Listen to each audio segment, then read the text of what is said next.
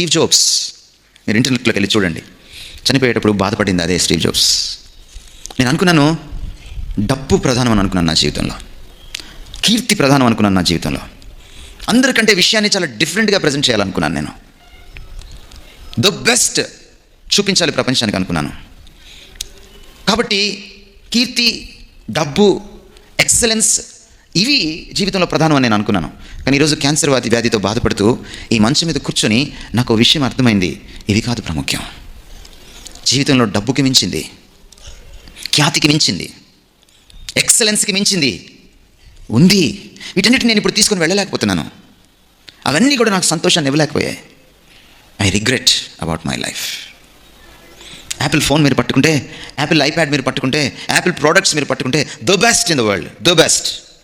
ప్రపంచానికి the best electronic gadgets ఇచ్చినటువంటి Steve Jobs అంటున్నాడు, my life is not the best. నా లైఫ్కి నేను బెస్ట్ ఇచ్చుకోలేకపోయాను. There is no meaning in my life. What is missing?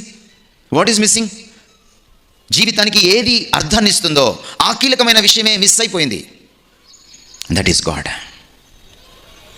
అందుకనే సొలొమన్ అంటున్నాడు, మొదటి విషయం, మీరు నిజంగా ఒకవేళ అర్థాన్ని పొందాలి జీవితంలో అని అనుకుంటే, ఆ జీవితానికి కర్త అయిన ఆయన, అందుకని ఆయన వాడే పదజాలం ఏమిటంటే, దేవుణ్ణి తలుచుకోండి అనట్లేదు ఆయన, దేవుణ్ణి స్మరించుకోండి అనట్లేదు. ఈ సో స్పెసిఫిక్, చాలా స్ట్రైట్గా మాట్లాడుతున్నాడు ఆయన.